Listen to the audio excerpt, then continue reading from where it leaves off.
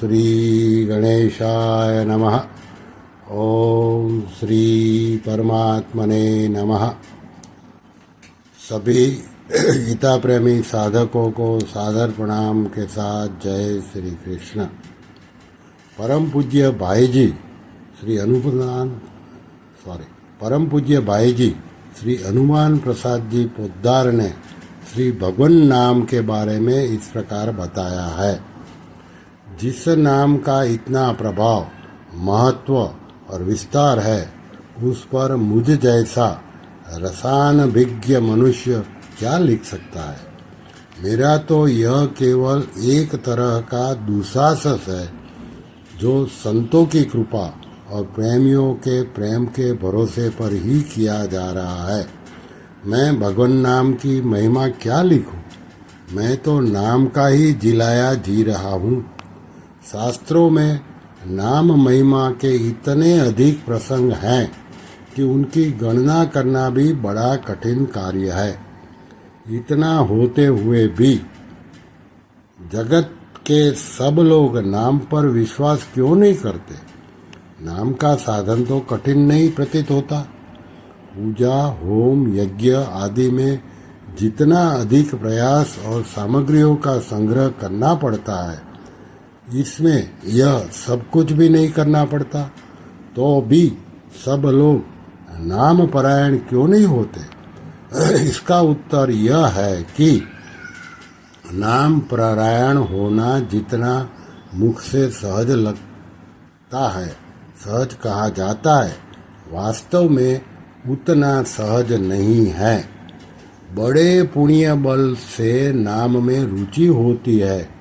शास्त्र पढ़ना, उपदेश देना, बड़े बड़े शास्त्रार्थ करना सहज है, परंतु निश्चिंत मन से विश्वास पूर्वक भगवान का नाम लेना बड़ा कठिन है।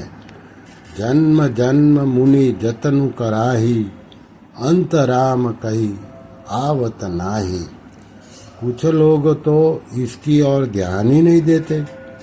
जो कुछ ध्यान देते हैं उन्हें इसका सुकरत्व यानी कि सहजपन देखकर अश्रद्धा हो जाती है। वे समझते हैं कि जब बड़े बड़े यज्ञ, तप, दानादि सत्कर्मों से ही पाप वासना का नाश होकर मन की वृत्तियां शुद्ध और सात्विक नहीं बनती, तब केवल शब्दोच्चारण या शब्द स्मरण मात्र से क्या हो सकता है? वे लोग इसे मामूली शब्द समझकर छोड़ देते हैं। कुछ लोग पंडिताई के अभिमान से, शास्त्रों के बाह्य अवलोकन से केवल वाग वितंडार्थ शास्त्रार्थ पटु होकर नाम का आदर नहीं करते। पाश्चात्य शिक्षा प्राप्त पुरुष तो प्रायः आधुनिक पाश्चात्य सभ्यता की माया मरीचिका में पड़कर ऐसी बातों को केवल गपोड़ा ही समझते हैं। कुछ सुधारक का दम भरने वाले लोग संसार का सुधार केवल हमारे बल पर होगा, ईश्वर वस्तु ही क्या है, उसकी आवश्यकता तो घर बार रहित सन्यासियों को है, हमें उससे क्या मतलब, अच्छा काम करेंगे, अच्छा फल आप ही होगा, ऐसी भावना से नाम का तिरस्कार करते हैं। भगवान नाम का स्मरण प्रायः विपत्ति काल में ही हुआ करता है।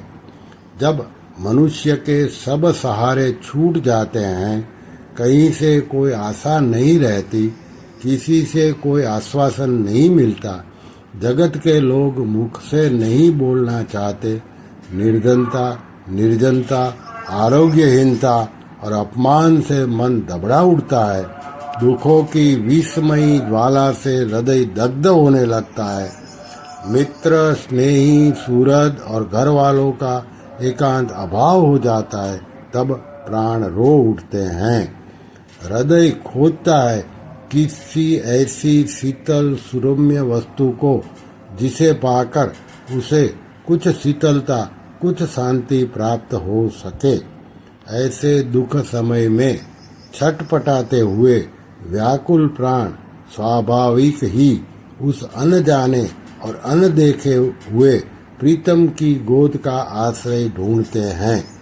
ऐसे अवसर पर बड़े बड़े शास्त्राभिमानी, शास्त्रार्थ में तर्क युक्तियों से ईश्वर का खंडन करने वाले, धन और पद के मद में ईश्वर को तुच्छ समझने वाले, विषयों की प्रमाद मदिरा के अविरत पान से उन्मुक्त होकर विचरने वाले मनुष्यों के मुंह से भी सहसा ऐसे उद्धार निकल पड़ते हैं कि हे राम, हे ईश्वर, तू ही बचा, तेरे बिना अब और कोई सहारा नहीं है।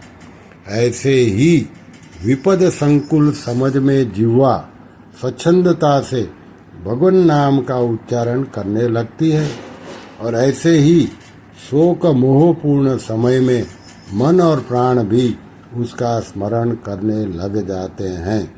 इसी लोभ से तो माता कुंती ने भगवान श्री कृष्ण से विपत्ति का वरदान मांगा था।